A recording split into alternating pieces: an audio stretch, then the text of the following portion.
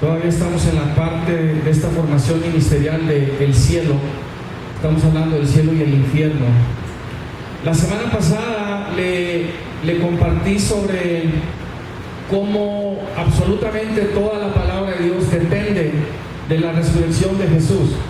Si la resurrección de Jesús no sucedió, todo lo que estamos creyendo es en vano, es inútil, es una farsa, es una mentira. Nuestras experiencias que llamamos espirituales o del Espíritu de Dios son más bien un delirio mental, es una forma y tipo de esquizofrenia.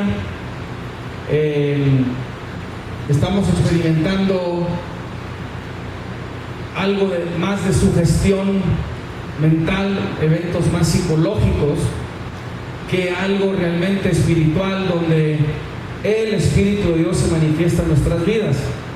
Repito, si es que Jesús no resucitó, pero hay evidencia bíblica, el récord histórico bíblico nos dice que resucitó, y hay información extra bíblica que también nos habla y nos dice que Jesús resucitó, en el sentido de que historiadores romanos lo comentan a la persona de Jesús, y comentan cómo unos cristianos se reúnen el primer día de la semana para cantar y adorar a un Cristo como si fuera un Dios.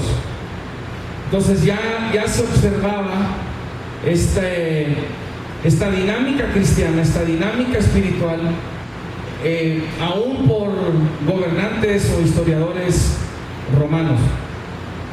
Es algo realmente impactante, y nos encuentra un récord de aquel tiempo, o cerca de aquel tiempo, que desmienta que nada de eso tomó lugar. Simplemente no lo hay. Y hubiera sido muy fácil haber escrito algo, documentado algo completamente contrario de esos eventos, pero simplemente no existen, no están. Entonces eso también merece una seria consideración, puesto que dependemos también bastante como seres humanos del récord histórico del pasado, ¿verdad? Para creer ciertas cosas y hacer ciertas cosas, aunque nosotros no estuvimos ahí. El ser humano aún en la actualidad sigue creyendo y viviendo cosas como esas y otras cosas, ¿no?, del récord histórico humano. En línea a este mismo pensamiento, entonces, comentaba de que la palabra de Dios depende de tres doctrinas fundamentales, que es la resurrección, el cielo y el infierno, porque todo absolutamente gira alrededor de esto, donde Jesucristo es el Salvador, ¿verdad?, del castigo eterno y dador de la vida eterna. Así es que vamos a ver hoy esta parte del cielo, y repito, más que entrar en detalles de cuántos cielos hay, cómo está todo eso presentado en la Biblia, cosa que podemos hacer, pero se extendería mucho, ¿verdad?, la clase o el tema.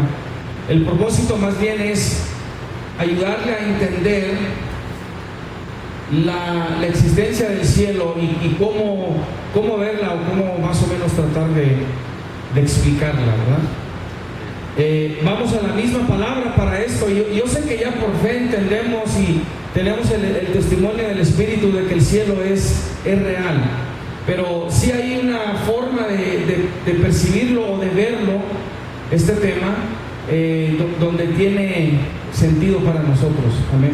Sin haber ido ahí, sin haber estado en el cielo. Sí, lo mismo sin haber estado en el infierno. ¿Por qué creer que existe? Vamos a ver dos citas rápido. Isaías 40:22.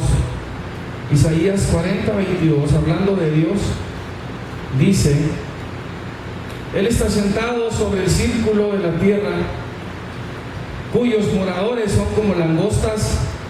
Él extiende los cielos como una cortina, los despliega como una tienda para morar.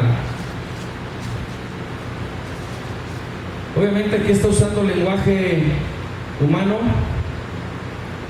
A esto se le llama antropomorfismo, significando que está usando un lenguaje que nosotros podemos entender para explicar una verdad espiritual o algo que Dios hace, para que tengamos una idea. ¿Cómo usa el lenguaje que dice: Él extiende los cielos como una cortina, los despliega como una tienda para morar? Y esto también tiene su propio significado. Hechos 5:56, Hechos 7:56, Hechos 7:56.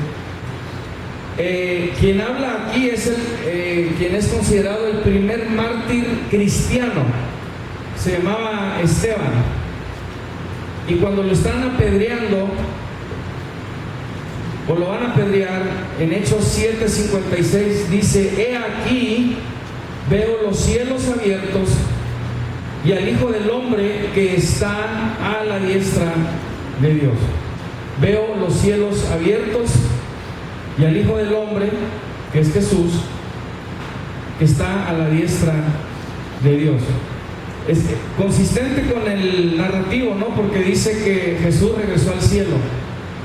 Entonces aquí el cielo se abre y ve al Hijo de Dios que está a la diestra o al lado derecho de Dios.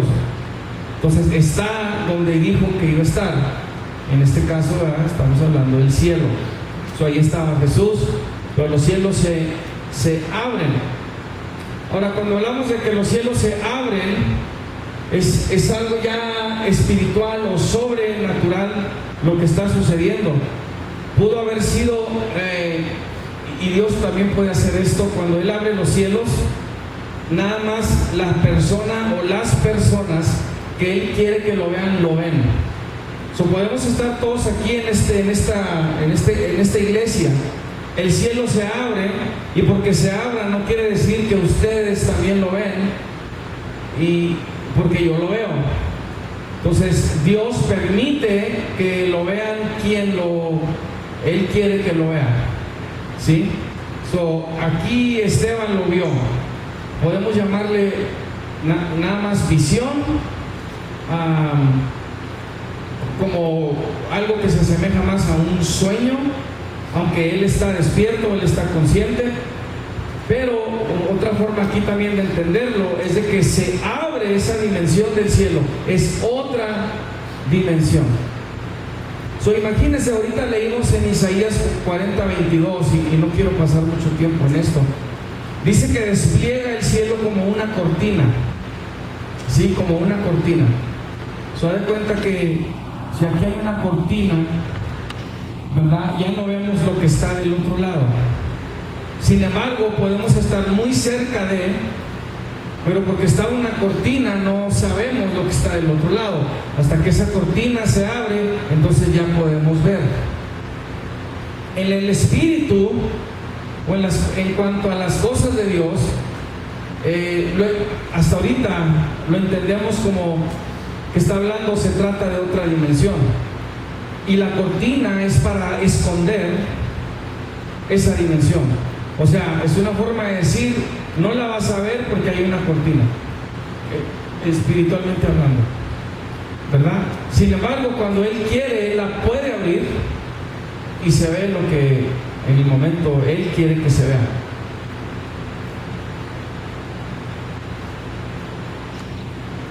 Muy bien. ¿Cómo tratar de explicar la existencia del cielo? Hay pensamientos e ideas en la Biblia que merecen seria consideración. O sea, ¿cómo es que estas ideas y pensamientos están escritos o fueron escritos por un ser humano. Todo lo que vemos en la Biblia, cómo lo recibieron o cómo pensaron en estas cosas. O sea, el punto que hay ideas y tales pensamientos en la Biblia ya merece una seria consideración. Uno de ellos, una idea específicamente, es que presenta la idea de la existencia de la creación de cosas, seres y lugares invisibles, que nosotros entendemos son parte de lo que llamamos sobrenatural, en el sentido que no pueden ser explicados por las leyes naturales. Ahí están, se dice que ahí están, pero son invisibles. La Biblia comunica y describe para nosotros un mundo o lugar más allá e independiente del nuestro, que fue creado por Dios.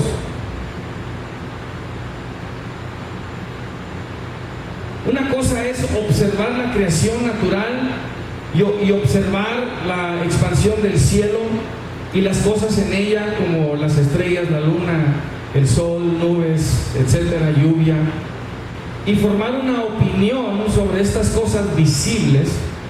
Y otra es entrar en detalle de cosas invisibles que existen más allá de nuestro espacio. Poder elaborar tales descripciones requiere una mente que ha sido despertada a la realidad de la existencia de ese mundo sobrenatural por alguien de ese lugar invisible.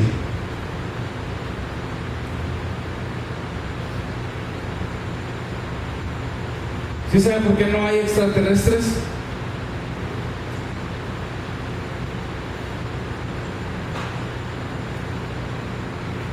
Porque no se han manifestado. ¿Sí saben por qué sabemos que hay Dios? Porque se ha manifestado.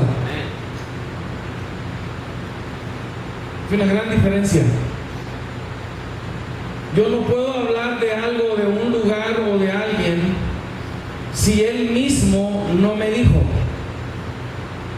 de ese lugar. ¿Me está entendiendo? ¿Sí? Para que alguien pueda hablar de seres con 4 cabezas y 4 alas o 6 alas, o de un ser cuyas alas está llena de ojos, como lo puede ver en el libro de Ezequiel y en el libro de Apocalipsis. Alguien no puede hablar de estas cosas, son cosas que no suben a la mente humana a menos que se le hayan mostrado del lugar de donde son. ¿Sí? ¿Tiene sentido? Entonces, alguien que ha sido despertado a esta existencia puede empezar a hablar de ello.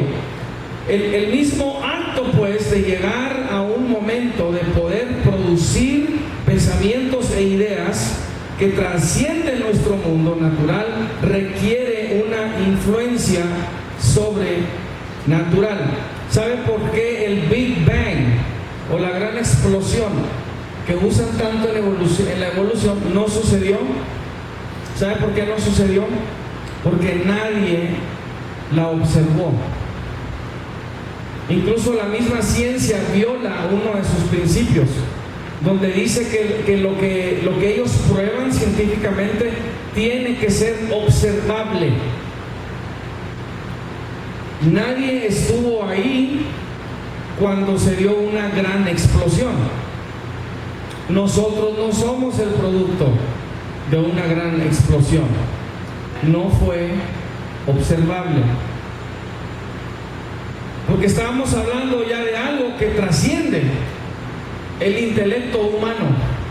Entonces, si no lo vistes, si no lo puedes observar, Porque una de las cosas, o parte del método científico, es que tú puedes observar algo, tratar de crear las mismas condiciones para reproducir ese evento. Y una vez que lo reproduces, puedes decir, esta es la forma que creemos que eso se dio o eso sucedió. Obviamente, la gran explosión nunca ha sido reproducida, porque no fue observada. No saben cómo se dio. Ahora están tratando de hablar y de decir que nada nos dio algo, y están usando otro tipo de explicación. Aquí estamos hablando de lo que la Biblia, la palabra de Dios, nos dice. Y alguien que puede empezar a hablar así, de esta forma, pensamientos e ideas que trascienden nuestro mundo natural, requiere una influencia sobrenatural. Si tú vas a hablar de algo sobrenatural, algo que trasciende tu mundo natural, que no tiene explicación de ninguna forma y manera natural, requiere por necesidad, entonces, que tú estás siendo influenciado por algo sobrenatural. ¿Sí me sigue hasta aquí? Muy bien. Ahora, note por favor que precisamente es de esta misma dinámica que le estoy hablando, o la necesidad de una influencia externa a nosotros, que viene sobre el pensamiento humano, de la cual dependen todos los escritos de la palabra de Dios. ¿Verdad? Todos, absolutamente, cada palabra que tenemos en la Biblia fue dada por Dios. Fue dada por Dios. Nadie la puede hablar, comentar, pensar si no fue dada por Dios. Por eso le llamamos que es la palabra que salió de la boca de Dios. Así es que no solo afecta lo que es el cielo, lo que es el infierno, todo, porque la Biblia no se limita a solamente describir el cielo. Entonces, repito, Ezequiel 1 habla de seres que tienen 4 cabezas. ¿Usted los ha visto?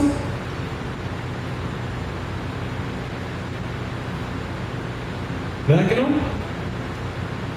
¿Cree que existen?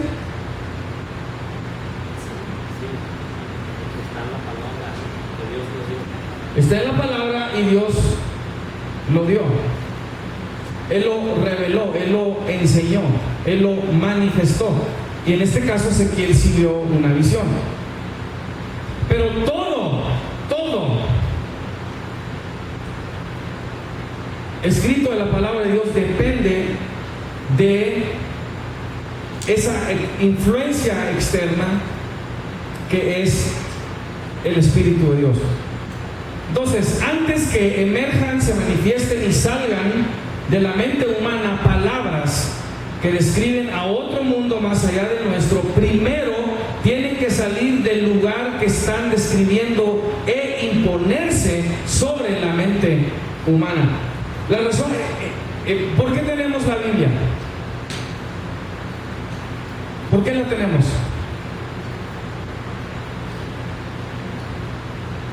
¿Cuántos tienen una Biblia? ¿Por qué la tenemos? Pues para leerla, pastor, no. Pero ojalá y esté haciendo eso. Es como un manual de vida. ¿De dónde? De otro mundo. Del cielo. ¿Está entendiendo? Esa es la razón por la cual Dios nos lo dio por escrito. Si nos lo da por escrito y es de otro mundo, es del cielo, ¿qué es lo que Dios está haciendo pues con la Biblia?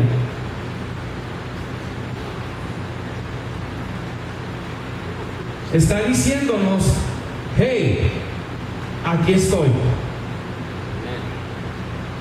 Se está manifestando. ¿Sí? Se está manifestando.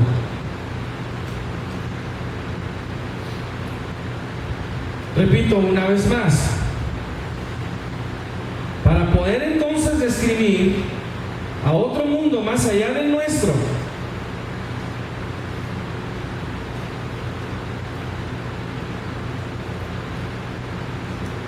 ¿por qué no sabemos más de Júpiter o de Venus?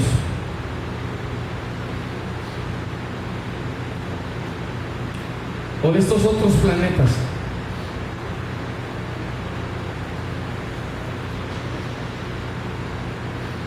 Porque no hay nadie ahí. No hay marcianos. Si no, ya se hubieran manifestado. ¿Sí? Ya nos hubieran dicho y tuviéramos las palabras para poder describirlo, porque ya se las hubieran dado a alguien o se hubieran presentado ante alguien. Entonces Dios viene e impone sobre la mente humana su palabra, se las da. ¿Okay? Estoy usando un poquito de lenguaje básico normal para describir esta dinámica. A esta dinámica, de una forma bíblica, la conocemos como la inspiración del Espíritu Santo de Dios. La inspiración del Espíritu Santo de Dios. Este concepto de inspiración lo hemos usado por lo menos en dos formas en la palabra de Dios que explican cómo sucede la comunicación del cielo a la tierra. La comunicación del cielo a la tierra. Antes de que supiéramos del cielo, se tuvo que comunicar a la tierra. Aquí estoy, aquí estamos, ¿sí? Y a esto le llamamos la inspiración del Espíritu Santo de Dios a los hombres. El primer uso está en 2 de Timoteo 3:16, donde dice que toda la Escritura es inspirada por Dios y útil para enseñar, para redarguir, para corregir, para instruir en justicia. Toda la Escritura es inspirada por Dios, no por nadie más, no por el hombre. El hombre es incapaz de poder escrito lo que está en la Biblia. Incapaz. Fue inspirada por Dios, ¿sí? En esta ocasión, la palabra traducida como inspiración es theoneustos, que significa soplado por Dios. Soplado por Dios. ¿No se les hace interesante que por lo menos nosotros los hispanos usamos esta frase? Cuando queremos saber algo y no sabemos la respuesta, a lo mejor volteamos con alguien y le decimos, oye, sóplame algo, dime. ¿Verdad que sí? O cuando tú fuiste y chismeaste algo, que te dicen que eres un ¿qué? Un soplón, ¿verdad? ¿Y qué es lo que estás haciendo?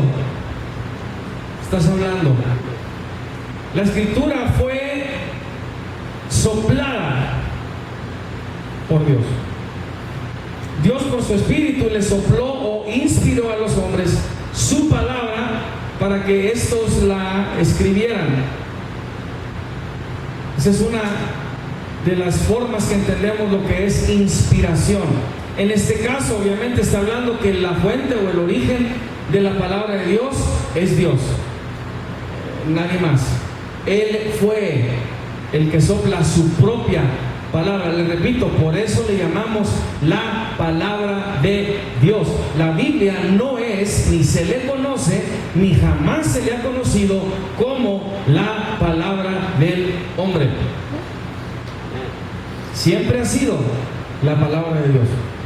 La segunda mención está en 2 de Pedro 1:20 y dice, porque nunca la profecía fue traída por voluntad humana, sino que los santos hombres de Dios hablaron siendo inspirados por el Espíritu Santo.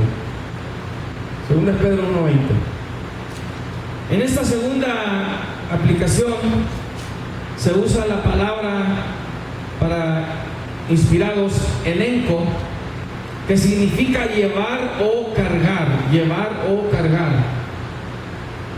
Y lo que indica es que el hombre no carga ni puede producir profecías o descripciones de las cosas espirituales que solo Dios carga o lleva dentro de él. Para que tú sepas algo de Dios, Él te lo tiene que dar, porque está dentro de Él. Él lo lleva, Él lo carga. Entonces, para que el hombre pueda pronunciarlas, tiene que salir de Dios primero. Y luego son dadas, sopladas, comunicadas a la mente o espíritu del hombre. En estos dos casos que hemos visto, el concepto de inspiración del Espíritu de Dios nos dice que el hombre pues no es capaz de producir tales pensamientos y descripciones del cielo, ni conocimiento de Dios, ni de eventos del futuro, a menos que Dios mismo se los dé. Entonces, ¿quién nos da la idea del cielo? ¿Quién? El Espíritu Santo. Dios, el Espíritu de Dios, así es. De la misma manera, la idea de la existencia de un Dios invisible, de una creación invisible y de un lugar de Dios invisible en el cielo, solo puede ser conocida si Dios la revela o se la inspira al hombre. El cielo o el lugar donde está Dios, por lo tanto, existe en una dimensión no perceptible a nuestro ojo natural, pero es un lugar real. El cielo es un lugar real.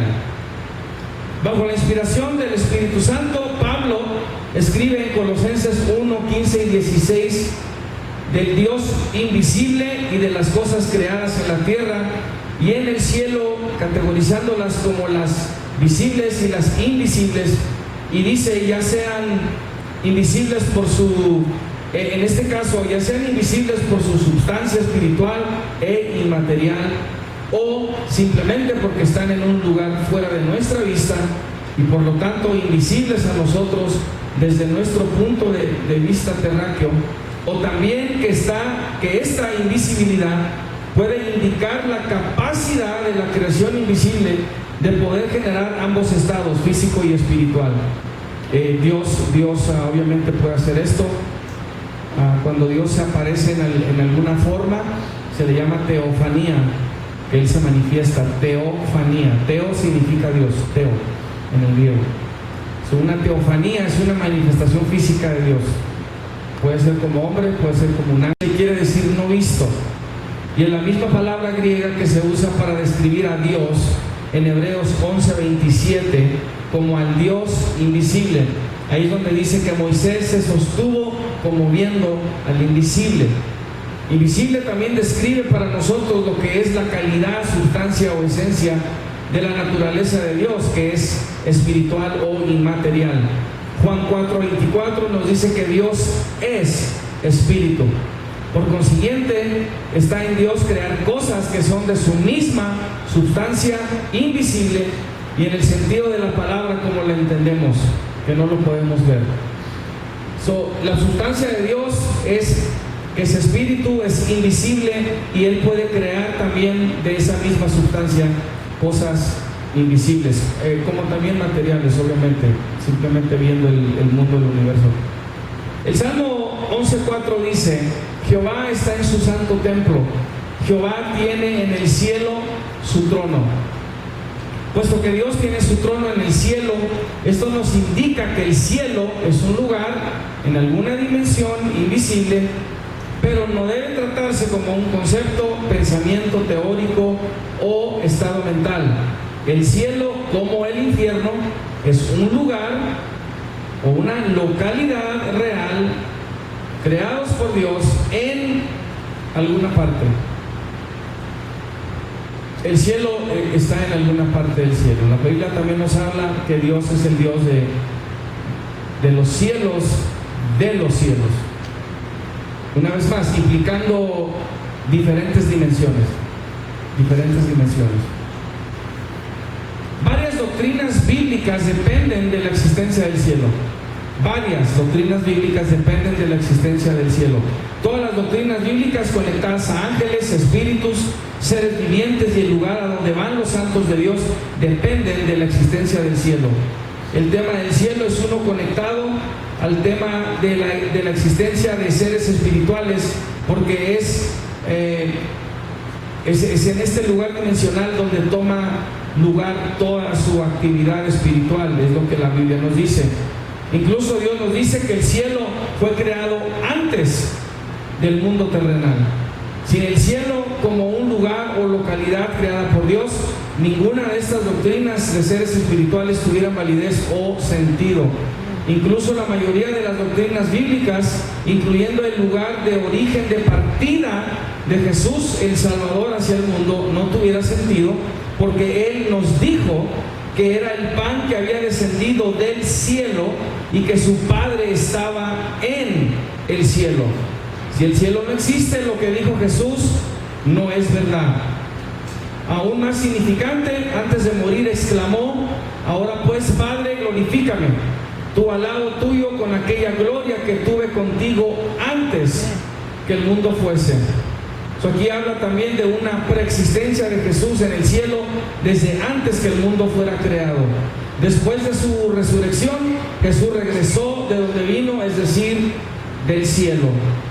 La realidad del cielo está conectada a las siguientes doctrinas fundamentales: a Dios, a nuestra salvación, a nuestra eternidad con Dios, que sin la existencia del cielo no pueden sostenerse como palabra de Dios.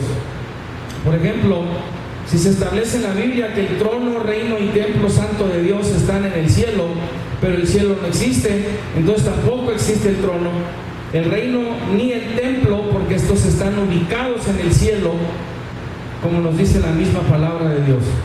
Por lo tanto, todas las doctrinas bíblicas dependen de la existencia del cielo. Toda la palabra de Dios sería ficticia si el cielo no existe, porque Dios Él nos dijo que es el Dios del cielo, creó el cielo y los cielos de los cielos, como lo dice el Salmo 148:1, por ejemplo: alabadle cielos de los cielos y las aguas que están sobre los cielos, alaben el nombre de Jehová, porque Él mandó y fueron creados. Si el cielo no existe, Dios y todo lo relacionado a su palabra no existe. Voy a cerrar con esto. Las siguientes doctrinas de la palabra de Dios dependen de la existencia del cielo. El cielo, entendido como la morada de Dios, es un lugar real en la dimensión espiritual de Dios. El cielo es el lugar del trono santo, el templo santo de Dios o su santuario, y donde está su reino. En la Biblia Dios es llamado el Dios de los cielos. Cuando reciba el material, aquí va a tener todas las citas bíblicas. Orar al cielo es lenguaje que expresa lo mismo que orar a Dios, porque es de ahí de donde oye y responde. El lenguaje figurado para hacerle referencia a Dios. También es el lugar de donde el Hijo de Dios fue enviado, a donde regresó y donde está sentado a la diestra de Dios en lugares celestiales, de donde intercede por nosotros y de donde va a regresar una segunda vez acá a la tierra. Nuestra salvación está relacionada con el cielo y el reino de los cielos. La palabra también dice que no somos de este mundo, como Jesucristo no es de este mundo. Dice que somos peregrinos aquí en la tierra, porque nuestra patria y ciudadanía es celestial. Necesitamos el cielo, ¿verdad? Para esto. Es el lugar eterno a donde nos quiere llevar Jesús con Él. Es el reino eterno de Dios. El reino eterno de Dios es eterno y en el cielo. El cielo es el lugar eterno de nuestra morada también. Dice la palabra que antes de ir al cielo seremos transformados para recibir un cuerpo glorificado o un cuerpo celestial para corresponder al ámbito del cielo. Y al final de todo dice la Escritura que Dios creará cielos nuevos y una tierra nueva al final del mundo y los tiempos. En el cielo pues se cumple la promesa de Jesús para nosotros de vivir para siempre con Él.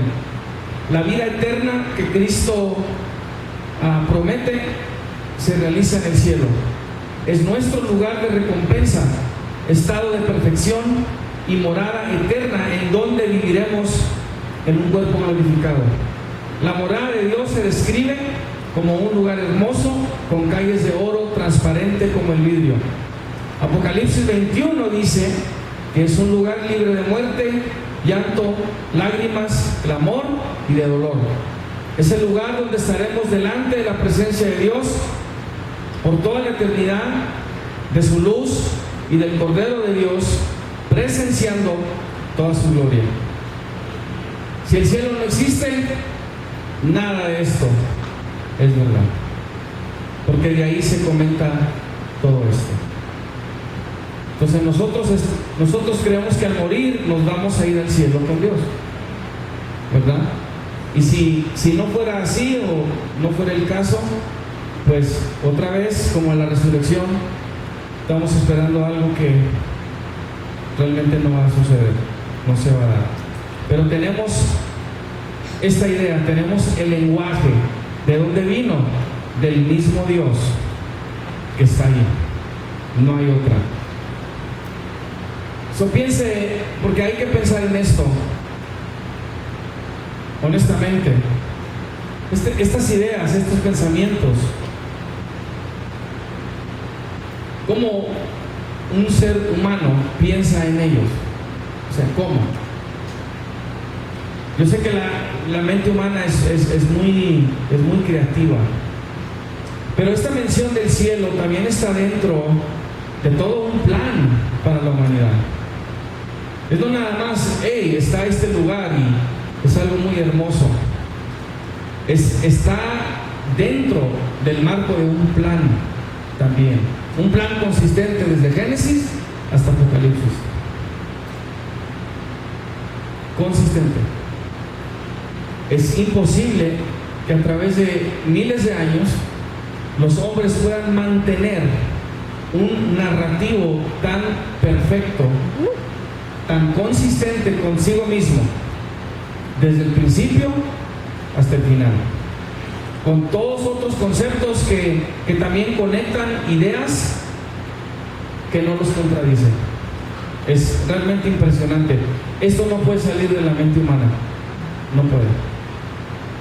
Entonces, si lo podemos describir, aún la misma idea de que hay algo más allá de nosotros solo puede ser revelado por quien está allá.